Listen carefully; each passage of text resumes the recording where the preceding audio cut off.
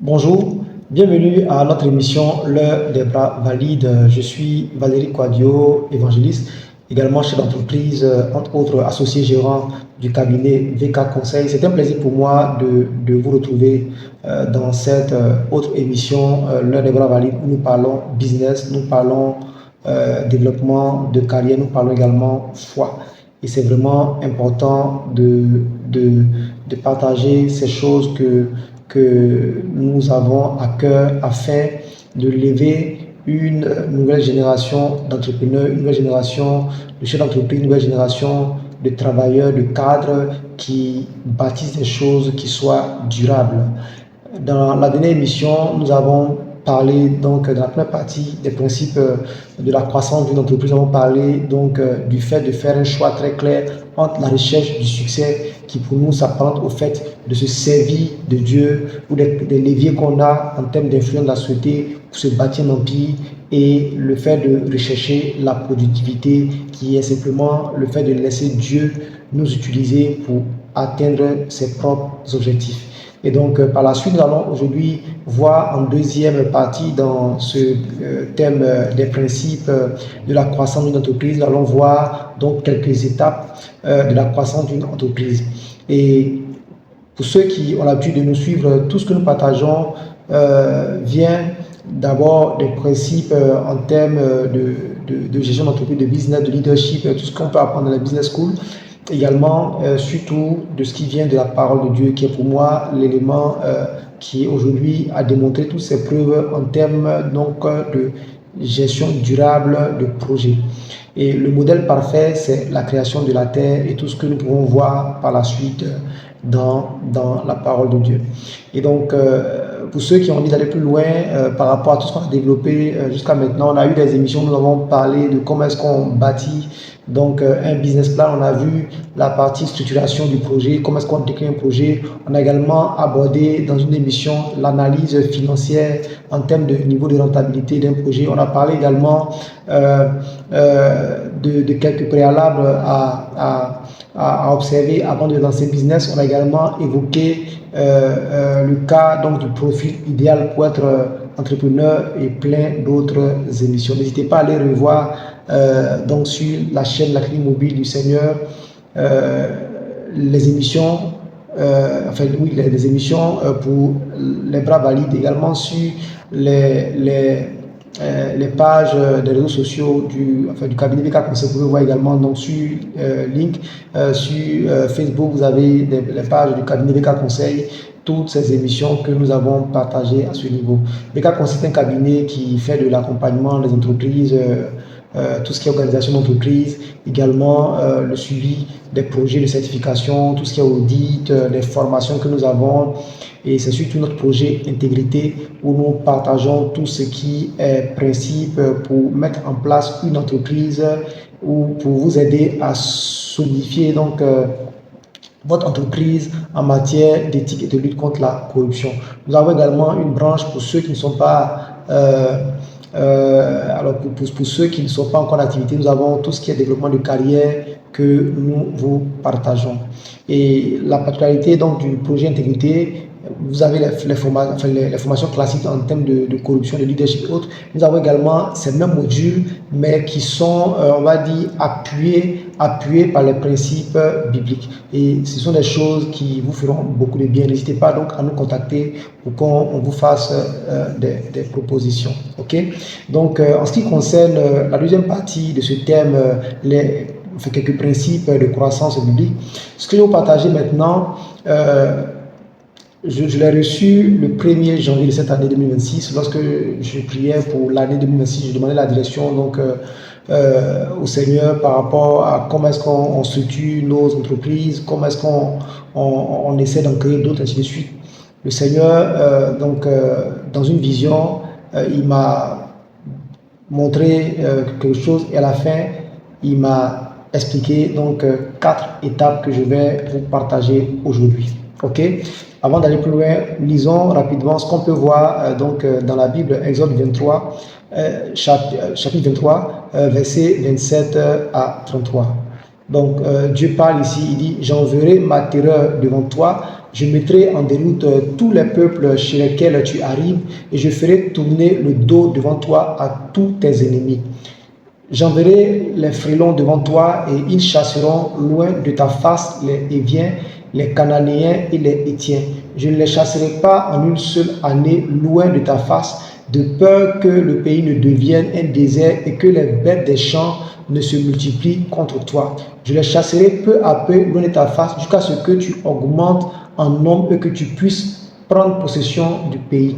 Donc il donne encore d'autres promesses, donc je m'arrête là.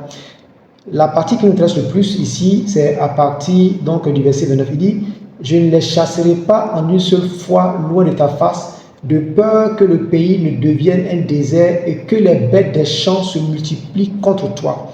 Je les chasserai peu à peu loin de ta face, jusqu'à ce que tu augmentes en nombre et que tu puisses prendre possession du pays.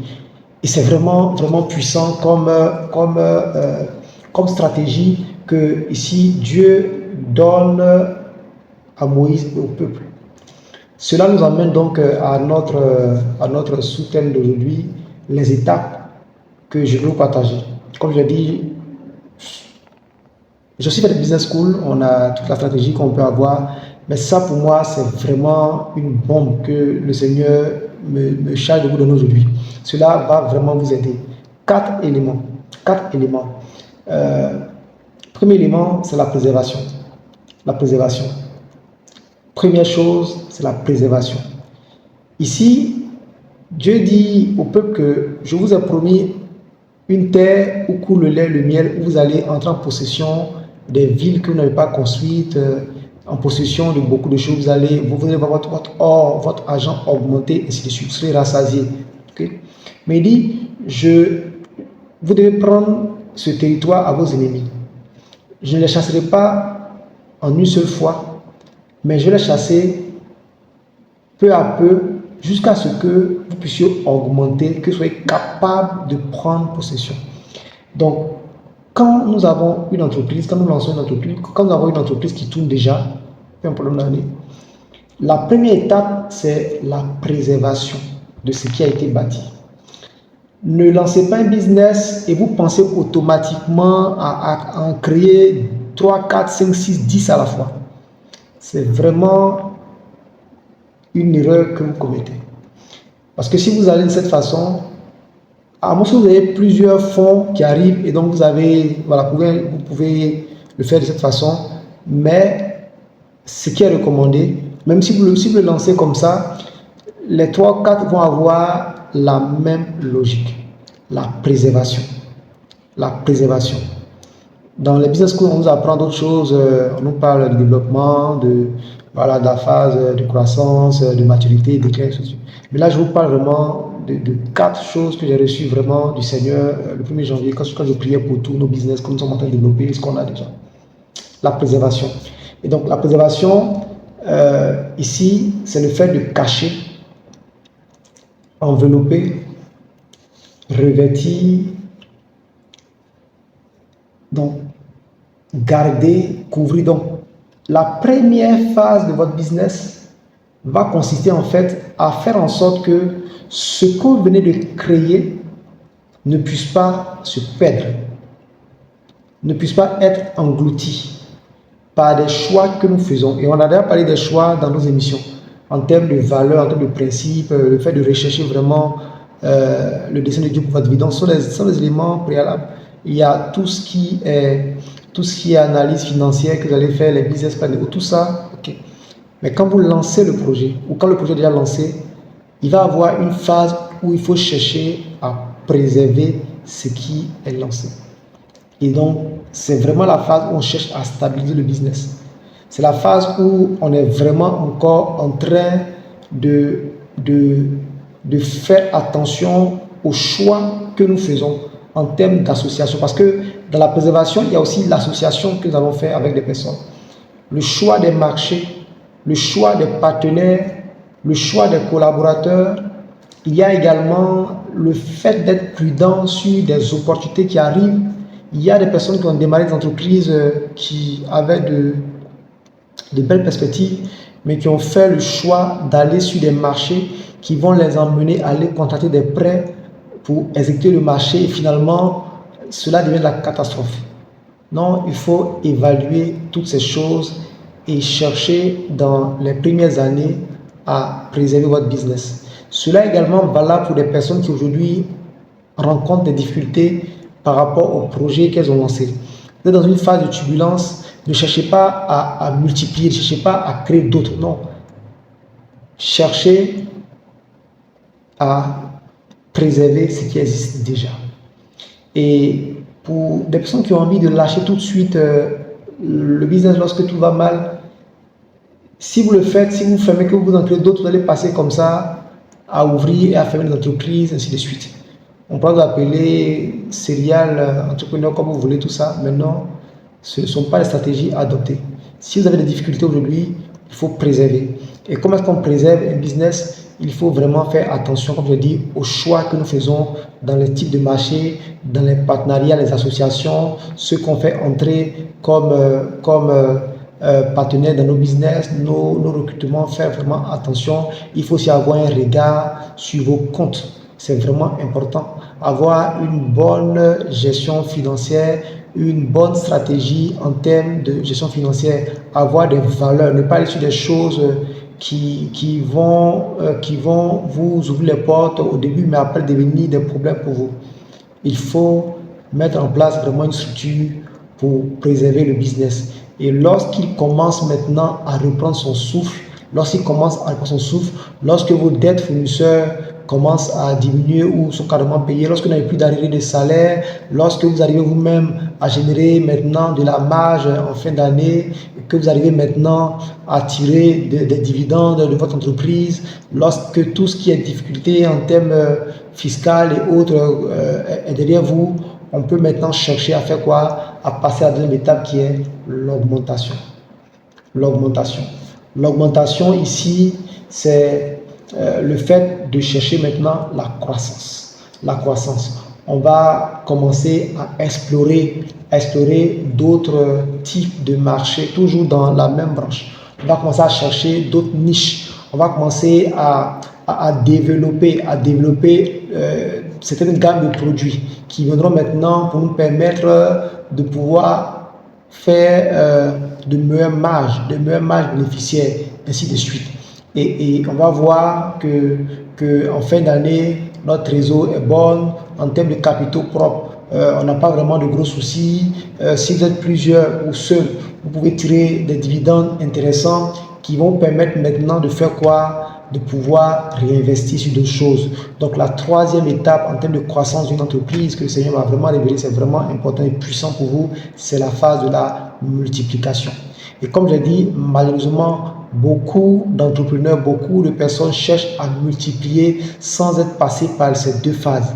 La phase d'abord de préserver, de remettre sur pied la première entreprise qui commence à tanguer. Le fait après cela de rester patient et de faire, de développer des stratégies en termes de branches, en termes de gamme, en termes de produits pour qu'on puisse dégager de bonnes marges, ainsi de suite, et avoir une bonne trésor qui nous permet de faire quoi? De pouvoir peut-être créer une succursale, de pouvoir peut-être s'associer avec un autre pour multiplier maintenant vos sources de revenus. Donc, première étape, préservation. Après, on augmente avec toute l'entreprise et qu'elle est vraiment assise, qu'elle génère de grosses marges et que tout se passe bien, qu'on n'a vraiment pas de soucis en termes de structure financière de notre entreprise.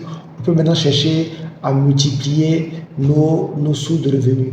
La multiplication vient à la troisième étape. C'est là maintenant qu'on va avoir une qui fonctionne bien, qui est stable, qui génère de grosses marges, une autre qui va venir, qui va subir le même processus sans qu'elle ne soit un cancer pour la première entreprise. Et quand cela marche bien, on pense encore à créer une troisième, ainsi de suite, quatrième, ainsi de suite.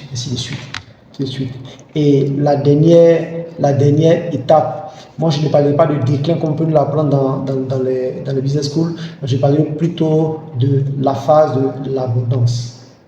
Voici la quatrième étape à laquelle tu dois aboutir. La phase de l'abondance. Et donc c'est à ce niveau-là qu'on est capable maintenant de s'offrir tous les plaisirs du monde qu'on veut, mais de façon vraiment voilà, sereine. On est capable de répondre à des sollicitations sans être inquiété. On est capable de soutenir d'autres entrepreneurs sans être inquiété financièrement. On est capable de soutenir les membres de sa famille, soutenir des personnes qui viennent vous voir, qui veulent apprendre auprès de vous. Vous pouvez injecter des fonds dans certaines entreprises pour permettre à des jeunes aussi de s'élever comme vous, ainsi de suite. La phase de l'abondance. La phase de l'abondance. C'est vraiment, vraiment, vraiment important. Donc voici vraiment les 4 principes que j'ai vraiment reçus, comme j'ai dit. J'ai mes leçons de business avec les couples, tout ça, voilà. Mais ça m'a vraiment aidé. Et cela me montre qu'en réalité, si nous bâtissons un business en lien avec le plan de Dieu pour notre vie, et que notre entreprise et tout ce que nous faisons entre dans le plan de Dieu, que nous ne nous mettons pas dans la posture de chercher du succès, mais dans la posture d'être productif et donc de laisser Dieu utiliser ce que nous faisons pour être une source de bénédiction pour d'autres personnes, nous n'allons pas connaître de phase de déclin. Donc dans notre courbe en termes de cycle de vie de l'entreprise, la phase de déclin ne peut pas exister. Nous avons la phase de multiplication après la phase d'abondance pour que nous puissions être une source de bénédiction pour d'autres générations. Donc voilà rapidement ce que je voulais aujourd'hui te présenter. Et pour toi qui as une entreprise, n'hésite pas à nous contacter. On pourra analyser avec toi l'entreprise, te proposer des outils très simples pour que tu apprennes aussi. Par exemple, quand tu gères une entreprise, tu gères un business, il est important d'avoir quand même des rudiments en termes de gestion financière. Et si tu as la capacité selon ton niveau d'études, intéresse-toi à tout ce qui est analyse financière. Il y a la capacité pour toi de faire une analyse financière rapide de ton entreprise. Moi, j'ai appris à faire cela parce qu'à un moment donné, j'ai constaté toutes ces choses. On avait de très bons chiffres d'affaires, mais en fin d'année, on se trouvait avec des déficits. Et après, j'ai commencé donc à comprendre en analysant les chiffres d'où venaient les problèmes. J'essaie de mettre en œuvre les solutions que j'ai capté ça et là dans les différents livres de stratégie, dans nos cours qu'on avait, des modèles que je voyais un peu partout, tout ça. Mais le déclic est venu vraiment de ce que j'ai pu tirer comme élément dans la parole de Dieu. Et ce que je viens de vous partager, ces 4 points, c'est vraiment de la bombe pour vous. Ça va vous aider à faire grandir votre entreprise, ou pour ceux qui ont déjà un certain niveau, à ne pas craindre la phase de déclin, mais à plutôt rechercher la phase d'abondance. Et n'hésitez pas à nous contacter. On pourra partager tout ce qu'il y a comme détail en termes de principes qui peut vous aider à aller dans ces différentes dimensions. Rendez-vous donc à la prochaine émission. Pour moi, c'est un plaisir encore de vous retrouver. D'ici là, tâchez d'essayer d'appliquer ces principes. Recherchez toujours la productivité et non le succès, car c'est cela ce que Dieu veut accomplir avec ton entreprise, avec tes entreprises, avec ce que tu as comme business en projet. Et il va falloir que tu ne puisses pas louper le rendez-vous de l'abondance. Ok? Porte-toi bien. C'était donc Valérie Quadio. Et rendez-vous pour la prochaine émission. D'ici là, que Dieu vous bénisse et qu'il vous garde.